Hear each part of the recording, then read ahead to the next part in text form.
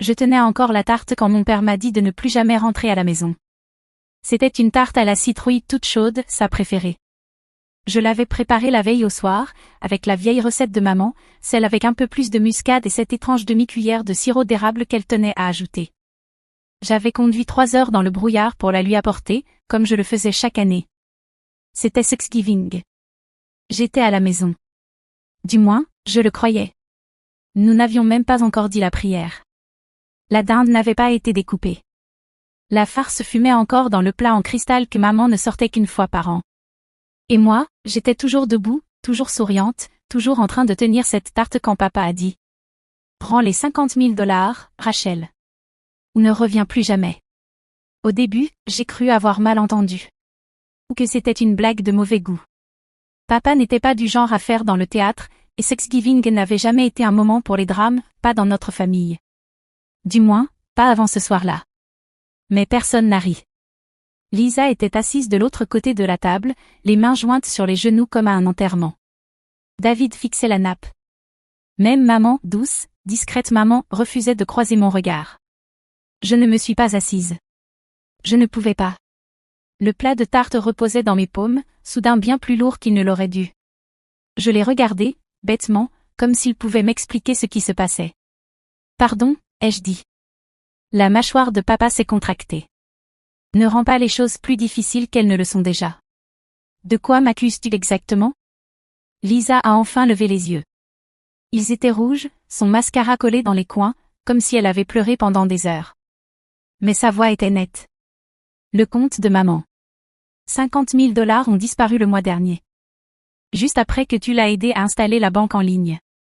Ma bouche s'est ouverte, mais aucun son n'en est sorti. C'était vrai que je l'avais aidée avec ses comptes. Elle était nerveuse à l'idée d'abandonner le papier, quelque chose à propos de la méfiance envers le cloud. Alors, un dimanche après-midi, je m'étais assise avec elle, je lui avais montré l'application, les mots de passe, les questions de sécurité. Elle avait même tout noté dans un petit carnet qu'on gardait dans le tiroir de la cuisine. C'était il y a 4 semaines. 4 semaines et maintenant il me disait que c'était à ce moment-là que j'avais volé. Vous êtes sérieux? Ai-je murmuré. Vous pensez que j'ai pris l'argent de maman? David a enfin parlé, sa voix raide comme si ça lui faisait mal de prononcer les mots. On ne voulait pas y croire. Mais la banque a confirmé que les retraits ont été faits en ligne. Personne d'autre n'avait accès. Personne d'autre, sauf moi. J'ai regardé maman. Elle n'a pas bougé. Elle n'a pas acquiescé. Elle n'a pas secoué la tête. Elle a juste pris sa serviette et l'a pressée contre sa bouche, comme si elle allait vomir. C'est là que j'ai compris. La tarte. La circulation. Le rituel annuel. Rien de tout cela n'avait d'importance. Je n'étais plus leur fille. J'étais une suspecte. J'ai déposé la tarte, très doucement, sur le bord du comptoir. Le plat en métal a cliqueté légèrement contre le granit. J'ai attrapé mon manteau sur le dossier de la chaise où je l'avais posé plus tôt. Je n'ai rien dit. Tu as jusqu'à la fin de la semaine, a dit papa doucement dans mon dos. Après, on en parle à l'avocat. Je n'ai pas pleuré dans la voiture. Je n'ai pas crié, ni juré, ni frappé le volant comme dans les films. J'ai juste conduit, le manteau à moitié boutonné, la tarte toujours posée, intacte, sur le comptoir derrière moi. Les rues étaient calmes, éclairées par les lumières des porches et des dindes en papier collées aux fenêtres. C'était la nuit de Thanksgiving, et toute la ville sentait la sauce, la cannelle et la paix. Sauf moi. Je me suis arrêtée dans le même petit motel au bord de la route que je voyais toujours en arrivant en ville, mais où je n'avais jamais eu de raison de m'arrêter. Le réceptionniste ne m'a pas demandé pourquoi j'avais besoin d'une chambre un jour férié. J'ai été reconnaissante pour cette petite grâce. La chambre sentait le vieux tapis et le pop-corn au micro-ondes. J'ai retiré mes bottes et je me suis assise au bord du lit, les mains encore tremblantes. J'avais 34 ans. J'étais experte comptable senior en criminalistique. On me confiait des audits à plusieurs millions. Et mes propres parents pensaient que je les avais volés. Le pire? Je n'étais même pas vraiment surprise. Pas complètement. Il y avait eu des signes. Des petites choses. La façon dont Lisa levait les yeux au ciel quand maman vantait mes promotions. La fois où papa m'avait demandé, « Tu ne crois pas qu'il est temps de te poser un peu? Tu sais, de vivre un peu ?» Comme si ma carrière ne comptait pas vraiment. Même à Noël dernier, quand j'avais proposé de payer pour refaire la toiture de la maison, David avait marmonné quelque chose à propos de moi, essayant d'acheter leur loyauté. Je pensais qu'il plaisantait. Je croyais qu'on était encore une famille. Je me suis allongée sur la couverture et j'ai fixé le plafond. J'ai essayé de repasser dans ma tête le jour où maman m'avait demandé de l'aider avec son compte bancaire. Chaque clic, chaque connexion, chaque réinitialisation de mot de passe. Est-ce que j'avais oublié quelque chose? Est-ce que quelqu'un d'autre avait vu le carnet qu'on gardait dans le tiroir? Le tiroir. Il n'avait jamais été verrouillé. N'importe qui aurait pu l'ouvrir. Lisa vivait encore à la maison par intermittence, selon sa situation. David avait une clé. C'était moi qui avais accompagné maman pour tout configurer, oui, mais ça ne faisait pas de moi la seule à tout savoir. Et pourtant, ils l'avaient cru. Ils avaient cru que j'avais attendu que maman tombe malade juste pour lui voler son argent. 50 000 $. Comme si j'en avais besoin. Comme si j'en étais capable. Mon téléphone a vibré, un message de Lisa. On ne voulait pas en arriver là, mais tu nous as rendu la confiance impossible. Pas de « Joyeux Thanksgiving ». Pas de « J'espère que tu vas bien ». Juste ça. Comme si j'avais tout cassé.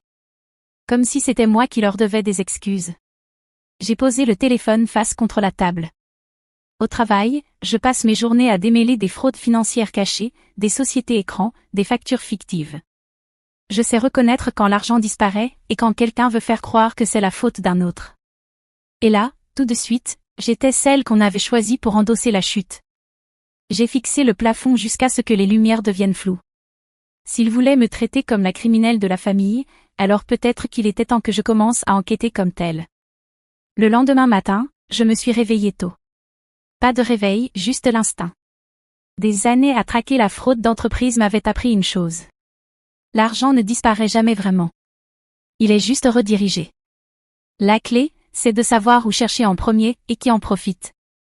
Je me suis versé un café amer dans le hall, puis j'ai ouvert mon ordinateur portable sur le petit bureau de la chambre de motel. Mon cabinet enquêtait justement sur un schéma de fraude financière ciblant des personnes âgées, des retraités avec des économies modestes, vidés en 3 retraits successifs, chacun juste en dessous du seuil de déclaration fédérale. Ce n'était pas limité à une seule banque. Mais une revenait plus souvent que les autres, Greenwell Mutual. La banque de maman. Je n'avais jamais dit à ma famille que je participais à cette enquête. C'était confidentiel, techniquement, mais j'avais l'autorisation d'examiner les données de transactions en interne, et je savais exactement à qui m'adresser. J'ai envoyé un message rapide à Théo, l'agent de conformité chargé de notre dossier actuel. Juste un nom, une période de date, et une localisation. Moins d'1 heure plus tard, j'avais ce qu'il me fallait. Horodatage, montant des retraits, registre des guichets. 3 retraits sur le compte de ma mère, espacés de 5 jours. Premier, 20 000 $. Deuxième, 15 000 $. Troisième, 15 000 $. Chacun effectué en personne, pas en ligne. C'était la première faille. Il m'avait accusé d'avoir utilisé la banque en ligne. Il disait que j'étais la seule à y avoir accès. Mais si l'argent avait été retiré en personne, ce n'était pas moi. J'ai cliqué sur le lien vers les images de vidéosurveillance. Basse résolution, mais assez nette. La première vidéo s'est lancée, Greenwell Mutual, 10 octobre, 14h13. Une jeune femme s'approche du guichet, jetant des coups d'œil nerveux par-dessus son épaule. Queue de cheval blonde. Sweat gris. Grandes lunettes de soleil. Au début, j'ai cru que quelqu'un avait peut-être engagé un intermédiaire, une inconnue payée pour se faire passer pour maman. Mais puis la fille s'est approchée de la caméra, a baissé son masque pour parler à la guichetière. Lisa. Même avec l'image granuleuse, j'ai reconnu ce visage. J'avais gardé ce visage. Je l'avais vu souffler des bougies d'anniversaire, pleurer pour des histoires de cœur ratés. Elle s'agitait, tapotant ses doigts sur le comptoir. Elle a tendu ce qui semblait être la pièce d'identité de maman et a signé un document. Son écriture n'avait pas changé depuis le lycée. Je me suis adossée à ma chaise, la lumière de la chambre de motel vacillant au-dessus de moi. Ils n'avaient pas seulement volé l'argent. Ils avaient tout planifié, réfléchi au bon moment, attendu que j'aide maman à passer au numérique, puis utilisé cela comme couverture pour m'accuser. J'ai ouvert la deuxième vidéo, 15 octobre, même agence. Cette fois, c'était David. Pas de déguisement. Pas d'angoisse palpable. Calme. Sûr de lui. Il a plaisanté avec la guichetière, a signé comme s'il était le propriétaire du compte. Troisième vidéo. Lisa, encore. Même sweat à capuche. Lunettes de soleil différentes. L'arrogance me donnait la chair de poule. Mais il manquait encore une pièce du puzzle. Comment avait-il eu accès à la pièce d'identité de maman et à ses informations bancaires? Puis je me suis souvenu. 2 semaines avant que je n'aide maman à installer l'application, elle avait passé des examens ambulatoires à l'hôpital. Rien de grave, juste des examens préliminaires. Lisa s'était portée volontaire pour passer la nuit avec elle. Le sac de maman était resté avec elle tout le temps. Son chéquier. Ses relevés bancaires. Son permis de conduire. C'est là que tout avait commencé. Mais ça ne s'était pas arrêté là. J'ai vérifié les métadonnées de la configuration du compte. La première connexion après mon départ ne venait pas du téléphone de maman, mais d'une tablette connectée au Wi-Fi de la maison. Même adresse IP que celle utilisée par Lisa pour regarder Netflix. Et le mot de passe à usage unique, le fameux OTP, avait été envoyé à une adresse mail secondaire. Je ne l'avais pas enregistré. Je l'ai vérifié. Le numéro de téléphone de récupération appartenait à David. Ils n'avaient pas seulement été négligents. Ils avaient été arrogants. Ils pensaient que personne ne poserait de questions. Pas si la fille à succès était la coupable évidente. Pas si le reste de la famille parlait d'une seule voix. J'ai refermé l'ordinateur portable. Ce n'était pas un malentendu. Ce n'était pas un moment de désespoir. Ni un prêt mal géré. C'était une fraude. Et ils avaient utilisé mon amour pour maman comme écran de fumée. J'ai refermé le sac de l'ordinateur et pris le téléphone. Pas pour appeler la police, pas encore. J'ai appelé mon bureau à la place. J'ai demandé à Théo quelque chose de précis, les copies papier des signatures de guichetier. J'en aurais besoin pour comparaison. Puis j'ai ouvert ma valise et sorti une fine chemise noire, du genre que j'utilise pour les présentations devant le tribunal. S'ils voulaient un « méchant » dans la famille, j'allais leur montrer à quoi ça ressemble, un méchant qui garde les preuves. Je n'ai pas prévenu. Je suis rentrée le lundi après-midi, juste au moment où le soleil prenait cette inclinaison dorée qu'il a toujours entre Halloween et Noël, cette lumière qui, autrefois, faisait de la maison un foyer. Pas aujourd'hui. L'allée était pleine, le SUV de David, la petite voiture de Lisa, la vieille berline de maman. Aucun invité. Juste la famille. Je me suis garée le long du trottoir. Je suis restée un instant, le moteur tiède, les mains posées sur la chemise en cuir posée sur mes genoux, celle qui contenait chaque reçu, chaque horodatage, chaque mensonge qu'il pensait invisible. Puis je suis sortie, j'ai monté les marches du perron, et je suis entrée. La maison sentait le bouillon de poulet et le romarin. Les lumières de la cuisine étaient allumées. J'entendais un murmure de conversation, le tintement des couverts, un rire qui ne m'appartenait plus. Je les ai trouvés tous dans la cuisine. Lisa était perchée sur le plan de travail, une tasse de café à la main, les jambes se balançant comme quand elle avait 13 ans. David était adossé au frigo, les bras croisés, le visage impassible. Maman était près de l'évier, en train d'essuyer la vaisselle avec des gestes lents et précis. Papa remuait quelque chose sur la cuisinière. Ils ont levé les yeux quand je suis entrée, et tout s'est figé. Personne n'a rien dit. Je les ai dépassés, me suis dirigée vers l'îlot central et j'y ai posé la chemise noire, sur la surface en bois lisse où, autrefois, nous étalions la pâte à biscuits. Puis je l'ai ouverte. Vous avez cru que j'avais volé maman, ai-je dit doucement. Laissez-moi vous montrer ce qui s'est vraiment passé. L'air a changé, subtilement, comme juste avant un orage. Je sortis la première photo, une image extraite de la vidéosurveillance de la banque. Lisa, avec des lunettes de soleil, penchée sur le comptoir du guichet, en train de signer un formulaire. 10 octobre. 20 000 $. Pas en ligne. Pas moi. Personne ne bougea. Pas même Lisa. La deuxième photo montrait David, souriant dans un pull bleu marine, tendant un chèque. 15 octobre. 15 000 $. Je sentais ma voix trembler sur les bords, non pas de colère, mais de retenue. Ce n'étaient pas des étrangers. C'étaient les gens avec qui j'avais grandi. Les doigts de Lisa se crispèrent davantage sur sa tasse. Elle ouvrit la bouche, puis la referma. Je déposai les bordereaux de retrait. Même agence. Même signature. Je les ai comparés à ton écriture, Lisa. À partir de ce mot que tu as laissé sur le frigo la semaine dernière. Un silence. Puis Lisa parla enfin. Sa voix était plus faible que dans mon souvenir. Tu as fouillé dans nos affaires. J'inclinai légèrement la tête, presque doucement. Tu as fouillé dans celle de maman. Maman s'empara des documents, ses yeux parcourant les lignes imprimées, ses mains tremblantes. Lorsqu'elle parla, sa voix était basse. Presque suppliante. Mais la banque, ils ont dit que c'était en ligne. C'est ce qu'ils croyaient, répondis-je. Mais le retrait en lui-même ne l'était pas. L'accès en ligne est venu plus tard à partir d'une tablette connectée à votre Wi-Fi. Le compte avait été configuré pour se récupérer via un email rattaché au numéro de téléphone de David. Un silence s'abattit sur la cuisine, comme une neige qui tombe. Papa arrêta de remuer. Lisa détourna le regard. David fixait le sol comme s'il espérait y découvrir une autre vérité. Tu m'as laissé croire que ma fille m'avait volé, murmura maman. Elle ne regardait personne en particulier, peut-être même pas moi. Tu m'as dit de ne pas revenir à la maison, dis-je, plus bas encore. Et tu n'as jamais demandé si je l'avais fait. C'était ça, la blessure. Pas l'accusation. Même pas la menace d'avocat. L'absence de la question. Lisa me regarda enfin. Son visage se tordit, non pas de remords, mais d'amertume.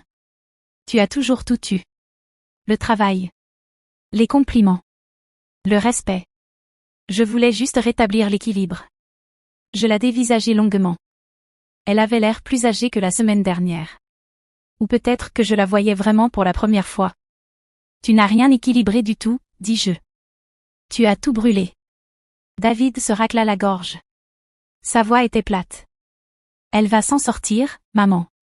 Rachel gagne plus que nous tous réunis. Ce n'était pas personnel. Je poussai un long soupir, tentant de repousser le frisson qui me remontait la colonne. C'est toujours personnel quand c'est la famille. Je vis maman s'asseoir lentement à la table, le dossier toujours ouvert devant elle. Ses mains reposaient sur ses genoux, paumes tournées vers le ciel, comme si elle ne savait plus quoi en faire. Papa parla enfin. Rachel, qu'est-ce que tu vas faire? Je croisai son regard. Pour la première fois depuis des jours, je ne me sentais plus comme l'enfant dans la pièce. Je ne porte pas plainte. Mais j'ai envoyé le dossier à l'avocat de la famille. À vous de décider quoi en faire. Il hocha la tête une seule fois. Fatigué. Plus vieux que dans mon souvenir. Je refermai le dossier. Mes mains bougeaient toutes seules, mémoire musculaire acquise après des années de réunions et d'enquêtes. Cette fois, cela avait un goût de fin. Tu m'as dit de ne pas revenir tant que je n'aurais pas rendu l'argent, dis-je. Je n'ai pas pris l'argent. Mais j'ai ramené la vérité. J'attendis juste assez pour que mes mots fassent leur chemin. Puis je me retournai. Rachel, la voix de maman se brisa. Je m'arrêtai sur le pas de la porte. Thanksgiving est terminé, dis-je. C'est vous qui l'avez décidé. Je quittai la maison sans un mot de plus. Je ne pris pas le dossier. Je ne pris pas la tarte. Juste mes clés et ce qu'il restait en moi de l'espoir qu'ils auraient choisi de me croire. Je ne rentrai pas tout de suite. Je restai assise un moment dans la voiture, garée devant la maison, à regarder la fenêtre de la cuisine. Personne ne me suivit. Les lumières restèrent allumées. Le rire de Lisa ne revint pas. David n'ouvrit pas la porte. Personne ne descendit l'allée pour s'excuser. Et cela, plus que tout, m'a dit tout ce que j'avais besoin de savoir. De retour à Boston, la ville me parut plus tranchante. Plus silencieuse. Je repris le travail comme si rien ne s'était passé. Mais je n'étais plus tout à fait la même. Je cessai d'appeler le dimanche soir. Je ne consultais plus le groupe familial. Je laissai l'icône de la messagerie vocale clignoter pendant 3 jours avant d'écouter. C'était maman. Rachel, on s'est trompé. Je le sais maintenant. Je ne voulais pas y croire. Je suis désolée. Je n'attends pas ton pardon. Je voulais juste que tu saches, la maison est vide. Elle raccrocha avant la fin de la minute. 2 semaines passèrent. Puis une lettre arriva. Du vrai papier. Une vraie enveloppe. À l'intérieur, une photo, moi, Lisa et David. Âge 6, 8 et 10. Assis sur le perron arrière, déguisés pour Halloween, sans coordination. J'étais l'épouvantail. Lisa avait des ailes en papier aluminium. David était juste recouvert de peinture rouge. Au dos de la photo, une seule ligne. On ne savait pas à quel point tu nous manquerais jusqu'à ce que tu partes. Aucune signature. David ne m'a jamais recontacté. Lisa non plus. Mais selon une cousine qui vivait encore dans les environs, ils ont tous deux quitté la maison. Maman a cessé de leur parler. Elle a dit qu'elle avait besoin d'espace. Je n'ai pas demandé ce que cela voulait dire. Je n'ai pas proposé de revenir. À la place, j'ai créé quelque chose de nouveau. J'ai lancé un séminaire du week-end au collège communautaire, protection financière pour les personnes âgées. Ce n'était pas glamour. Mais c'était quelque chose que je pouvais maîtriser. Un samedi, après le cours, une femme âgée est venue me voir et m'a dit « J'aimerais avoir une fille comme vous. » J'ai souri poliment. Sans dire ce que je pensais. Moi aussi, autrefois. Décembre passa sans sapin, sans appel, sans l'échange d'ornements que j'organisais chaque année. Il existe une forme de deuil pour laquelle personne ne nous prépare. Celle qui ne vient pas de la mort, mais du constat que les gens qu'on aime ont choisi la version de vous inventer par d'autres, plutôt que la vôtre. Et qu'une fois ce choix fait, ils ne peuvent pas revenir en arrière. Je garde encore le dossier. Pas dans mon bureau. Pas sur mon bureau. Juste dans un tiroir près de la bibliothèque, sous d'anciennes déclarations d'impôts et une copie de l'hypothèque. Je ne l'ai pas rouvert depuis ce soir-là. Je n'en ai pas besoin. Parce que les faits n'ont pas changé. Et moi non plus.